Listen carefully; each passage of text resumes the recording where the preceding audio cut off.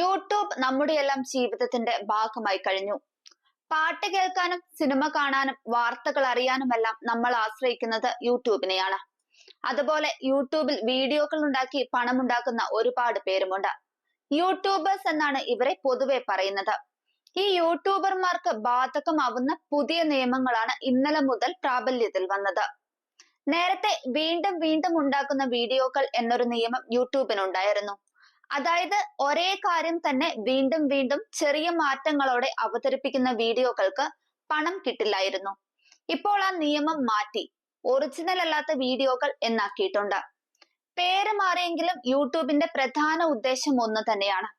ആളുകൾ സ്വന്തമായി കഷ്ടപ്പെട്ടുണ്ടാക്കുന്ന വീഡിയോകൾക്ക് മാത്രം പണം കൊടുക്കുക. വെറുതെ കോപ്പി പേസ്റ്റ് ചെയ്യുന്നതോ വലിയ പ്രയോജനമില്ലാത്തതോ ആയ വീഡിയോകൾക്ക് ഇനി പണം കിട്ടാൻ സാധ്യത കുറവാണ്. വലിയ തോതിൽ നിർമ്മിക്കുന്ന വീഡിയോകളെയാണ് ഈ പുതിയ നിയമം പ്രധാനമായും ബാധിക്കുക എന്നാണ് യൂട്യൂബ് പറയുന്നത്.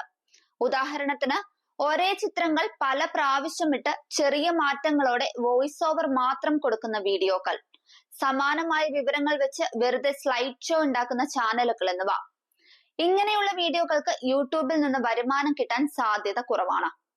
യൂട്യൂബിന് വേണ്ടത് നമ്മൾ സ്വന്തമായി ഉണ്ടാക്കുന്ന കാഴ്ചക്കാർക്ക് എന്തെങ്കിലും പ്രയോജനമുള്ള, അതുപോലെ കഷ്ടപ്പെട്ട് ചെയ്ത വീഡിയോകളാണ് എന്ന് സാരം. AI അഥവാ ആർട്ടിഫിഷ്യൽ ഇന്റലിജൻസ് ഉപയോഗിച്ച് വീഡിയോകൾ ഉണ്ടാക്കുന്നതിനെ കുറിച്ചും പലർക്കും സംശയങ്ങളുണ്ട്. യൂട്യൂബ് AIക്ക് എതിരല്ല. സത്യത്തിൽ വീഡിയോകൾ മെച്ചപ്പെടുത്താൻ AI ഉപയോഗിക്കുന്നതിന് യൂട്യൂബ് പ്രോത്സാഹിപ്പിക്കുന്നുമുണ്ട്. ഉദാഹരണത്തിന് യൂട്യൂബ് തന്നെ AI ഉപയോഗിച്ച് വീഡിയോകൾക്ക് വേറെ ഭാഷയിൽ ശബ്ദം കൊടുക്കാനുള്ള സൗകര്യങ്ങൾ ഒരുക്കുന്നുമുണ്ട്.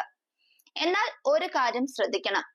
നിങ്ങൾ AI ഉപയോഗിച്ച് വീഡിയോ ഉണ്ടാക്കുകയാണെങ്കിൽ അത് AI ഉണ്ടാക്കിയതാണെന്ന് വീഡിയോയിൽ വ്യക്തമാക്കണം. ബ്യൂട്ടി ഫിൽറ്ററുകൾ ഉപയോഗിക്കുകയോ ശബ്ദം മെച്ചപ്പെടുത്തുകയോ ചെയ്യുന്നതിന് ഇത് പറയേണ്ട കാര്യമില്ല.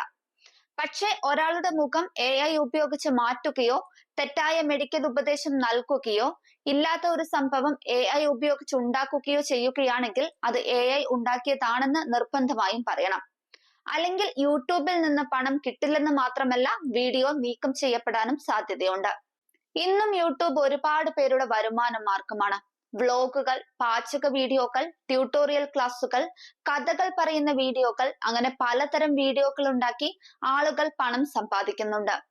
യൂട്യൂബിൽ നിന്ന് പണം കിട്ടാൻ യൂട്യൂബ് പാർട്ട്ണർ പ്രോഗ്രാമിൽ ആദ്യം അംഗമാകണം.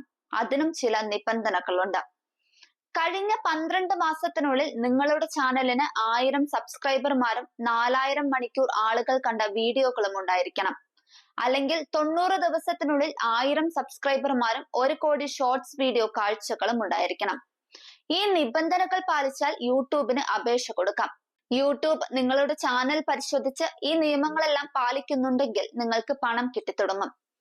ചുരുക്കത്തിൽ യൂട്യൂബ് ഇപ്പോൾ കൂടുതൽ പ്രാധാന്യം നൽകുന്നത് യഥാർത്ഥവും ഗുണമേന്മയുള്ളതുമായ വീഡിയോകൾക്കാണ്.